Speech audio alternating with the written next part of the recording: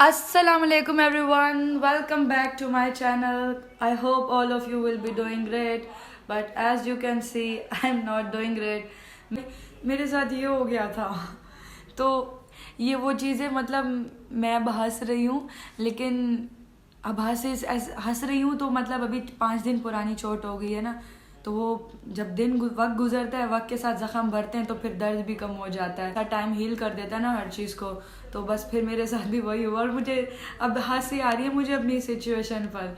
ये क्या था, जब मुझे चोट लगी मेरा दिमाग घूम गया, मुझे समझ नहीं आया ये क्या हुआ। मेरी इतनी अजीब सी फीलिंग थी और ये प्लास्टर चढ़ गया था, बाजू खींची थी, इतनी दर्द हो रही थी और मैं सोच रही थी अल्लाह मेरा 15 दिन का प्लास्टर है, ये कैसे ख़त्म होगा, मैं क्या करूँगी, मैं पागल हो जाऊँगी। और सबसे ज़्यादा मुझे टेंशन हो रही थी मैं नहाऊंगी कैसे, क्योंकि मैं बहुत ज़्यादा हाइजेनिक हूँ। ये सोची थी मैं अपने हाथ कैसे धोऊंगी, मुझे इस चीज़ की टेंशन हो रही थी। लेकिन अब देखें अल्लाह का शुक्र है 5 दिन हो गए हैं, जहाँ 5 दिन गुजरे 10 भी गुजर जाएंगे। वक्त गुजर जाता है और जो आजमाइश होती है वो बता देती है, कुछ सिखा देती है, लोगों के रवैये लोग एक्सपोज कर जाती है, कौन अपना है कौन कैसा है। यानी एक तो दुश्मन होता है सीधा सामने का होता है जिससे लड़ाई होती है, और एक तो अपना हो के, जो अपना दोस्त हो के, साथ का हो के, वो जब ना पूछे ना, वो चीज़ सच में दिल पर इतना दर्द लगती है, वो दिल चुभती है फिर वो चीज़। अच्छा, तो आपसे ये सब चीज़ शेयर करने का मकसद ये था क्योंकि हर इंसान पे मुश्किल वक्त आता है ज़िंदगी में, आजमाइश हो या नज़र बद हो, वट एवर इट इज़। आज इस वीडियो में आपसे यही डिस्कस करूँगी। लेकिन ये जो चीज़ हुई है ना, इंसान की ज़िंदगी में हर मुश्किल चीज़ आई भी ना उसको कुछ ना कुछ सिखाती है। तो मैं इन 5 दिनों में, जो मुझे चोट लगे हुए 5 दिन हो चुके हैं, तो मेरी एल्बो पे यहाँ माइनर क्रैक आया है और शोल्डर से नस खींची गई है, तो इस वजह से मुझे अब इतना बड़ा ये प्लास्टर पहनाया गया। और ये भी जब चोट लगी उस वक्त हमें समझ नहीं आ रहा था, लेकिन ये मेरे अब्बू ने मुझे ज़ोरी मतलब ज़बरदस्ती ये प्लास्टर करवाया कि अगर जो माइनर क्रैक आया है, अगर ये अभी सेटल नहीं हुआ तो फिर ये ऑपरेशन की तरफ जाएगा। और मैं तो वो इंसान हूँ कि इंजेक्शन देख के भी मैं पागल हो जाती हूँ। मतलब मुझे उस इंजेक्शन की दर्द हो भी या नहीं, मुझे इंजेक्शन से बहुत खौफ आता है। मैं पेन किलर खा सकती हूँ बट इंजेक्शन नहीं। तो जब मुझे चोट लगी है ऑन द दैट स्पॉट, मतलब जब जैसे ही एक्सरे हुआ है तो मुझे इंजेक्शन जो लगा रहे थे, मैंने वो इंजेक्शन भी उस वक्त नहीं लगवाया। तो मैंने मेडिसिन ले ली और फटाफट प्लास्टर। और मैं आपसे अब ये चीज़ अपनी शेयर करूँ, जब मुझे ये प्लास्टर लगने लगा है तो जो डॉक्टर ने मेरी यहाँ शोल्डर से बाजू खींची, फला मुझे जो चोट लगते वक्त उस टाइम मेरा जो दिमाग हिल गया था, मुझे समझ नहीं आया क्या हुआ। लेकिन जो डॉक्टर ने मेरी बाजू शोल्डर से लेके खींची है, फुल ट्विस्ट की है।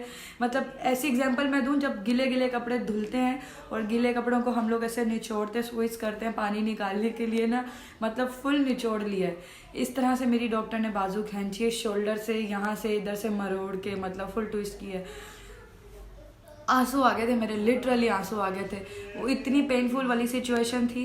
चले खैर जो भी है, जैसे भी हम घर पर आ गए। और वो 5 दिन मतलब मेरी फुल गला ख़राब था, फुल गला। अब शायद मेरा गला सही हो चुका है, मेरे गले से आवाज़ भी नहीं निकल रही थी, और ये गला की आवाज़ ख़राब होना ही रीज़न था मेरी ये चीज़ गिरने का। तो मैं पूरी इस मामले को खोदूंगी नहीं, जो था बुरा वक्त आया हुआ था वो होना था, घर के अंदर या घर से बाहर वो होना था, वो हो गया। तो मेरा गला बहुत ख़राब था, पाँव पे मुझे चोट लगी, मैं चल नहीं पा रही थी, फुल्ली बेड रेस्ट थी। अभी भी मैं बेड रेस्ट ही हूँ, लेकिन अब आके मैंने ये वीडियो बना रही हूँ आपके सामने। तो पहले मैं आपसे आजमाइश की बात करती हूँ कि अगर ये आजमाइश अल्लाह की तरफ से, आजमाइश हर इंसान पर आती है। तो मैं पहले अपना आपको बताती चलूँ कि मैं वो इंसान थी जिसको थोड़ा सा भी फीवर होता था ना, यानी एक फीवर होता है इंसान को जो 3 से 4 दिन तक उठ नहीं पाता इंसान, तो मैं उस फीवर में भी ना पूरे घर को सर पर उठा लेती थी। ये सब सिचुएशन होती थी। अगर हाथ में कोई कट लग गया, हाथ जल गया, मतलब कोई ब्लीडिंग हो गई, मैं पागल हो जाती थी। मैं इतनी, मतलब मेरा दिल इतना सा था, मैं बहुत डरपोक हूँ इन चीज़ों को लेके। लेकिन अब ये जो सारी सिचुएशन हुई है इतनी बुरी, ये इतना है, मुझे चोट जो थी 4 दिन पहले, जो 5 दिन पहले पेन हो रही थी, अब मुझे इतनी नहीं हो रही। लेकिन जो इतना हैवी मेरे साथ 5 किलो का ये प्लास्टर बांधा है ना, ये बहुत बड़ा अजाब है। तो अब मुझे अल्लाह ने ये जो सिचुएशन में लाया, तो अब मैं सब्र कर रही हूँ। तो आजमाइश, शायद ये आजमाइश ही है जिसने, आजमाइश इंसान को ना सब्र सिखाती है।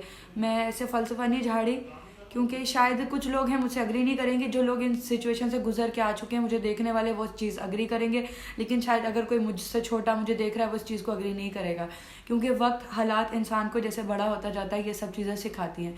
तो आजमाइश, जब मैं छोटी बच्ची थी, मैं इन चीज़ों को ना एक कान से सुनती थी, दूसरे कान से निकालती थी। मैं इन चीज़ों को ना मतलब बिलीव नहीं करती थी, और सब्र पेशेंस वाली चीज़ तो मेरे अंदर है ही नहीं ना। मतलब हर चीज़ इतनी तकलीफ दे फील हो रही है ना, बहुत ज़्यादा, क्योंकि कुछ भी काम करने के लिए इस बाजू को ना ही मुझे ऊपर लेके जाना है और ना ही मुझे इससे नीचे लेके जाना है। तो ये जो डला हुआ है मेरे गले में, और ये भी एकदम मुसीबत ही बन के डला हुआ है। दूसरी बात ये, क्योंकि मैं 5 दिन से फुल बेड रेस्ट थी, मुझे शावर भी नहीं लेना था, इसको गीला भी नहीं करना था, क्योंकि अगर ये गीला होता तो ये प्लास्टर वाली जो बाजू पे ये और ज़्यादा वजनी हो जाता। तो मैं नहाई भी नहीं थी। अब मैं इतने दिन से नहाई नहीं हूँ, जो मैं यहाँ पे मेंशन भी नहीं करूँगी। तो कपड़े भी मतलब बिल्कुल भी चेंज नहीं हो पाते। तो अभी जाके बड़ी मुश्किल से अभी अम्मी ने हेल्प की, अम्मी ने, बहनों ने, घर वाले, अब्बू, मतलब मेरे घर वालों ने मुझे बहुत संभाला है। तो अभी जाके कहीं मैंने शावर लिया है, उन्होंने मतलब ये करवाया है साहब। मैं अभी थोड़ा लाइट फील कर रही हूँ, तो मैं बिल्कुल जैसे मतलब हल्का होके आई हूँ, चेंज किया है, कपड़े नहाई हूँ, और तो आज मुझे लाइट फील हो रहा है। तो मैंने कहा भाई सीधा आके मैं आपके साथ एक वीडियो बनाऊँ, शेयर करूँ क्या क्या हुआ। तो जी, आजमाइश की बात आती है ना, तो आजमाइश इंसान पे आती है उसके अंदर पेशेंस लाने के लिए, टेस्ट करने के लिए। एक टाइम पे ना वो चीज़ें सब फजूल लग रही थी, अब जब अपने आप पर आई है ना, तो मुझे चीज़ें अब सही क्लियरली समझ आ रही हैं। क्योंकि ये साल ना मेरे साथ पूरा का पूरा ट्रबल मेकिंग गया है। मतलब पूरा का पूरा साल, मुझे इस पूरे साल ने जितना मुझे टेस्ट किया ना अल्लाह ने, ज़िंदगी के जो जितने भी साल मैं गुजार के आई हूँ, ये साल ना सबसे ज़्यादा मेरे लिए सैड था, सबसे ज़्यादा तकलीफ दे था, और सबसे ज़्यादा टेस्ट वाला जो है ना, आजमाइश वाला यही साल था। और अभी भी ये आजमाइश चल रही है, ख़त्म नहीं हुई। तो 2 चीज़ें बता दूँ, कुछ लोग कहते हैं कि इंसान अपना किया हुआ पाता है, सज़ा होती है या आजमाइश होती है।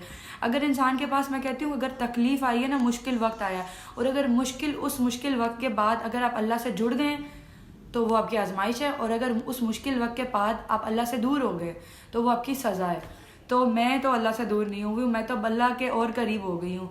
मतलब मैं नमाज तो नहीं पढ़ पाती, सच बता रही हूँ, इस हालत में, क्योंकि वज़ू करना, वॉशरूम जाना ये मुश्किल होता है। लेकिन मैं बयान सुनती हूँ, वो पहले भी मैं सुनती थी, अब मैं अंबिया की मतलब लाइफ की स्टोरी सुनती हूँ। तो वहाँ पे है, रिसेंटली हज़रत अय्यूब अलैहिस्सलाम का वाक़या बचपन में भी सुना था, तो अभी अच्छे से दोबारा से सुन लिया कि उनके ऊपर 12 साल की आजमाइश आई थी। वो बहुत ज़्यादा इस्टेब्लिश थे, बहुत बिजनेस उनका अच्छा फ्लरिश था। मतलब अल्लाह के नबी थे, अल्लाह ने उन पर नबूवत अता की थी, अमीर थे, बहुत ज़्यादा बड़े ताजिर थे, बिजनेसमैन थे, इस्टेब्लिश थे। अल्लाह ने उनसे सब बिजनेस ले लिया, हर चीज़ ले ली, हर चीज़ लेके अल्लाह ने उनकी औलाद, बच्चे मार दिए, सबकी मौत होगी, और उनको बीमारी होगी, और बीमारी में उनके पास सब खत्म हो गया, जो भी जायदाद थी, दौलत थी, सब रिश्तेदार, दोस्त साथ छोड़ के चले गए।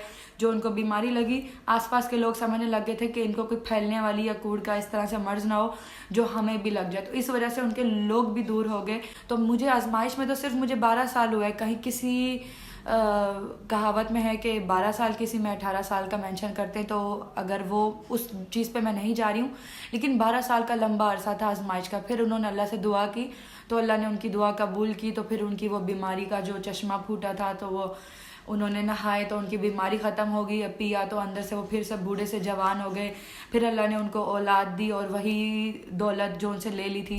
तो अल्लाह दे के भी आजमाता है, अल्लाह ले के भी आजमाता है। और दूसरी आजमाइश जो अल्लाह ताला ने हज़रत यूसुफ अलैहिस्सलाम पे, हज़रत याकूब अलैहिस्सलाम पे लाए थे, कि जब उनके बेटे को कुएं में फेंक दिया था उनके भाइयों ने, we all know that story. तो वो जाके जब मिस्र के बादशाह बने, फिर 40 साल के बाद, और उनकी याद में, हज़रत यूसुफ अलैहिस्सलाम की याद में, हज़रत याकूब अलैहिस्सलाम की आंखों की बीनाई, रोशनी भी जा चुकी थी। इतना मतलब वो रोते थे अपने बेटे की जुदाई में, और पता भी नहीं था कि वापस आएगा भी कि नहीं आएगा, ज़िंदा भी है कि नहीं है।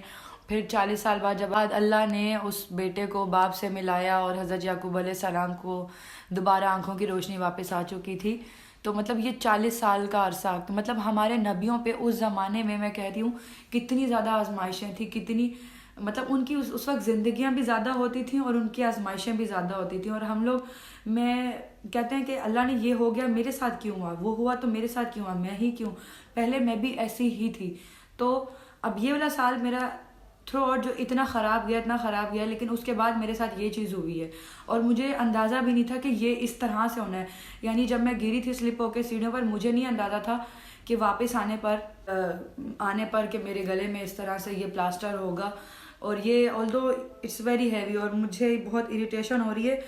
यानी कुछ बुरा हो गया तो अल्लाह पूछता है, फिर वो इंसान कहता है कि अब मैं चेक करूं किसी इंसान को, जब मैंने अच्छा दिया था तब तो ये बहुत अच्छा जा रहा था, लेकिन अब थोड़ा मुश्किल आजमाइश देख के देखता हूँ ये इंसान मेरे बारे में किस तरह के अल्फाज यूज़ करता है, किस तरह से बोलता है, सब्र कर जाता है, किसी से गिला नहीं करता या ये चीज़ें, और बिल्कुल सब्र से खामोशी से। और फिर वही होता है सब्र जो अल्लाह को पसंद आता है, और फिर क्या पता अल्लाह उसके बदले में कोई बड़ी चीज़ दे दें, कुछ अच्छी, जो कि मुझे अब तक नहीं मिली है। अभी तक मेरी आजमाइश गोइंग ऑन है। मुझे तकलीफ़ बहुत होती है, मसला मुझे बहुत होता है, लेकिन मैंने अल्लाह से इस टाइम कोई गिला शिकवा नहीं किया। ये चीज़ होनी थी, आनी थी, आ गई, क्योंकि हर चीज़ में अल्लाह की कोई बेहतरी है। लेकिन मुझे ये अल्लाह ही जानता है कि मेरे इस तरह से गिर के 15 दिन का डॉक्टर ने मुझे बेड रेस्ट बोला है और मैं इसमें कुछ नहीं कर सकती, इसमें क्या बेहतरी है अल्लाह नोस, ये मुझे नहीं पता, यहाँ तक इंसानी सोच जा नहीं सकती। दूसरी चीज़, अब नज़र पे आते हैं। नज़र का लगना बरहक है, जादू हो जाना, हसद हो जाना, ये चीज़ें हक हैं, ये हो जाती थी। तभी वो जो 4 कुल हैं, सूरह नास और सूरह फलक, तभी ये नाजिल, क्योंकि जादू अमलियात वाली चीज़ें हमारे प्यारे नबी पर भी हुई थी। तो मैं अब आपसे कुछ लंबी डेप्थ में नहीं जाऊँगी, मैं आपसे अपने कुछ रीसेंट जो वाक़यात हुए हैं आपसे वो शेयर करूँगी। जब मैं जा रही थी कराची में ही, बस में मेरा फ़ोन रह गया और मैं उतर के नीचे चली गई हूँ। पीछे से एक आंटी आवाज़ दे रही हैं कि बेटा ये मोबाइल किसका रह गया। मोबाइल मेरे कानों में आवाज़ आ रही थी, लेकिन मुझे बिल्कुल कॉन्शियस में नहीं थी कि ये मेरा ही हो सकता है। तो मैंने कहा चल मुड़ के देख, मैं बस से नीचे उतर चुकी, मुड़ के देख लेती हूँ, और मुझे अंदाज़ा भी नहीं था मेरा ही फ़ोन वहाँ बस की सीट पर पड़ा है। यानी वो गया, अल्लाह ने बचा लिया, वापस मिल गया। फिर जो मैंने व्लॉग में आपसे शेयर किया था, सामान सारा लेकर आई हूँ और ऑटो में बड़ा सामान उतार लिया, और जो छोटा बॉक्स था जिसमें छोटे छोटे सारे शो पीस थे, उसमें नियर 8000 की जो था ना सारा शो पीस का ये जो सामान, 8500 की जो शॉपिंग की थी वो सारा सामान मेरा उसके अंदर था। वो ऑटो के बीच में चला गया और ऑटो वाले का नंबर भी नहीं पता था और हमें पता भी नहीं था कि ये क्या होगा, वापस आएगा कि नहीं आएगा, जो गुम चुका था। फिर वो घूम के अब्बू गए हैं, फ़ौरन जाके ऑटो वाले का पता लगाया, बस वो नसीब में था, हक्का लाल की कमाई थी, वो वापस आ चुकी। ठीक है, उसके बाद अभी मेरा पिछले मंडे को, आज ट्यूसडे है, पिछले मंडे को मतलब मेरी सैलरी मुझे मिली है और पूरी की पूरी सैलरी मैं स्कूल में भूल कर आ गई हूँ सामान में रख के, और अगले दिन वापस आ रहे हैं। मेरी सैलरी जहाँ मैं भूली हूँ वहीं से मुझे वापस मिल गई है। मतलब कोई निकाल भी सकता था। कुछ लोग होते हैं ईमानदार होते हैं, जैसी चीज़ होती है उसमें खयानत नहीं करते। तो ये सब चीज़ें बताने का मकसद ये था नज़र में कि मेरी जो चीज़ें गुमी, मोबाइल गुमा, सामान गुमा, सैलरी गुमी, सब की सब चीज़ें अल्लाह के करम से वापस आ गई। ठीक है, अल्लाह का लाख लाख शुक्र है, जितना मैं शुक्र करूं उतना कम है। एक मेरी इन सामान में से कोई एक दिन का भी इधर से उधर नहीं हुआ। लेकिन फिर क्या हुआ, अभी लास्ट फ्राइडे, इस फ्राइडे को मैं गिरी हूँ, तो उससे लास्ट फ्राइडे में we were celebrating Iqbal day, तो वहाँ पर मैं वीडियोज़ बना रही थी, पिक्चर्स ले रही थी, तो वहाँ पता ही नहीं चला, मैं बिल्कुल सही से घड़ी मेरा पाँव स्लिप हुआ है, वहाँ में मैं गिर गई हूँ, बस गिर गई। इस फ्राइडे को मैं जा रही हूँ कॉरिडोर में, ये चीज़ मेंशन कर रही हूँ, मैं जा रही हूँ, मेरा पाँव स्लिप हुआ है, मैं सीढ़ियों पे गिरी हूँ और इस कदर बुरी तरीके से गिरी हूँ कि यहाँ पे एल्बो में क्रैक आया, शोल्डर से नस खींची गई है। तो ये जो सारे मेरे साथ रिसेंट 5 वाक़यात हुए हैं, तो अब ये नज़र है कि नहीं है।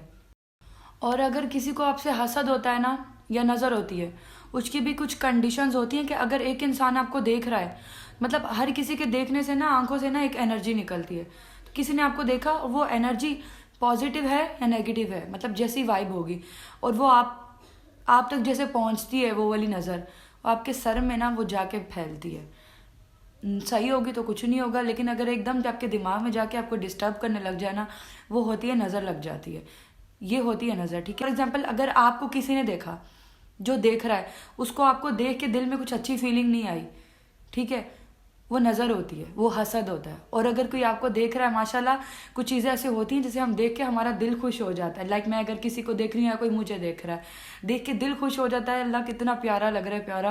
और वो खुशी जो होती है वो दिल से वो नज़र आती है, जो दिल में खुशी महसूस होती है वो चेहरे पर भी नज़र आती है, वो आंखों से भी नज़र आती है। इंसान भले कुछ कहे ना कहे, उसके चेहरे आंखें सब बता देती हैं। मेरी आंखों दोनों से मुझे एकदम तपिश निकलती वैसे महसूस होती थी, और पूरी बैक में पेन होना, टांगों में पेन होना, पूरी पूरी बॉडी गर्म हो जाना, एकदम गर्म हो जाना, फिर बाद में फिर पेन किलर खाना और फिर पेन किलर से वो सारा बुखार उतरना। तो मुझे एकदम सर ऐसे भारी भारी होता था कि अगर आपकी किसी इंसान के साथ कोई आपको अच्छा लग रहा है या नहीं लग रहा, क्योंकि हर इंसान से नहीं बनती ऑब्वियसली। जो इंसान हर किसी का दोस्त होता है ना, मैं खुद इस चीज़ से अग्री करती हूँ, जो सबके साथ अच्छा होता है, हर किसी का दोस्त होता है, वो किसी का दोस्त नहीं होता, ठीक है। क्योंकि हर इंसान से बनती ही नहीं है, ये कहीं पे है ही नहीं, है नेचुरल फिनोमिना नहीं है कि आपकी हर एक इंसान से बहुत अच्छी और इक्वल लेवल में बैलेंस वाली सेटिंग हो। किसी के साथ आपकी बहुत अच्छी होगी, किसी के साथ नॉर्मल होगी, किसी के साथ बिल्कुल भी नहीं होगी। इस बात से तो आप अग्री करते हैं ना। तो इस तरह से चीज़ें होती हैं। यहाँ मैं आपको 2 चीज़ें मेंशन कर रही हूँ, आप गौर से अब सुनिएगा। कुछ लोग होते हैं बिल्कुल सामने से दुश्मन नहीं करते हैं, वो हमें पता है वो हमारे हैं, वो हमारे साथ नहीं होंगे, ना हमारी फेवर में होंगे, जो भी करेंगे वो हमारे अगेंस्ट होगा, मतलब जिनकी हम गुड लिस्ट में कभी भी नहीं होते, ठीक है। तो हमारे साथ अच्छा हो तो उनको बुरा लगता है, और अगर हमारे साथ बुरा हो तो बुरे में उनको अच्छा लगता है। कुछ लोग होते हैं हमारे साथ बहुत अच्छे होते हैं, वेल विशर होते हैं, तो बुरे वक्त में पता चल जाता है कि वो किस तरह की फीलिंग कर रहे हैं। मैं गिरी हूँ, जो लोग मेरे साथ थे कोलीग्स कुछ इस तरह से, मुझे उन लोगों ने पूछा तक नहीं।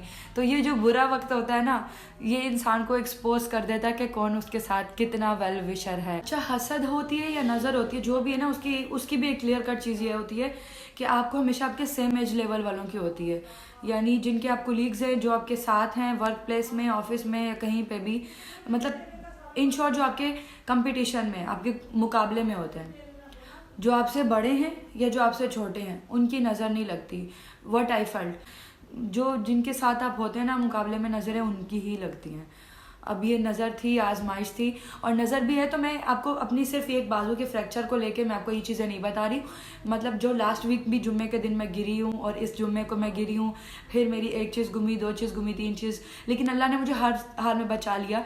जब मैं इस प्लास्टर में हूँ, मुझे तकलीफ ऑल्दो इसकी बहुत होती है, क्योंकि ये बहुत वजनी है, तो मैं अपने नॉर्मली अपने कोई काम ऑपरेट कर ही नहीं पाती हूँ। उल्टे हाथ से मैं क्या करूँगी, ना मैं खाना खा सकती हूँ, ना मैं वॉशरूम सही से जा सकती हूँ, ना मैं शावर ले सकती हूँ, ना अपने ये बाल भी बंद नहीं कर सकती। तो अगर कुछ लोग लेफ्टी होते हैं, मतलब लेफ्ट हैंड का पावर उनका ज़्यादा होता है, तो कम से कम लेफ्ट हैंड से तो खाली एक हाथ से तो वो भी सारे काम नहीं कर पाते होंगे, उनको भी सीधा हाथ चाहिए ही चाहिए होगा किसी चीज़ को बैलेंस में उठाने के लिए। तो अल्लाह का बहुत बहुत शुक्र है, अगर ये ना होता तो मुझे शायद इससे ज़्यादा कदर ना होती। तो इसमें मैं उन लोगों का सोचती हूँ कि जिन लोगों की टांगों में फ्रैक्चर आए होते हैं, टांगों में फ्रैक्चर होकर डायरेक्ट टांग सपोर्ट से बांधी हुई होती है, और उसमें जो पक्का प्लास्टर होता है वो कितना ज़्यादा वजनी होता है, तो फिर भी अल्लाह का शुक्र है, अल्लाह ने बड़े मसले से बचा लिया। बस अब सब्र के साथ I am positively looking forward कि इंशाल्लाह मेरी ये सब जब बाजू जल्दी से जल्दी रिकवर हो जाए और मैं प्रॉपर नॉर्मली अपना राइट हैंड यूज़ कर पाऊँ, लिख पाऊँ चीज़ें, खाना खा पाऊँ, उठा पाऊँ, हर चीज़ अपने सीधे हाथ से कर पाऊँ।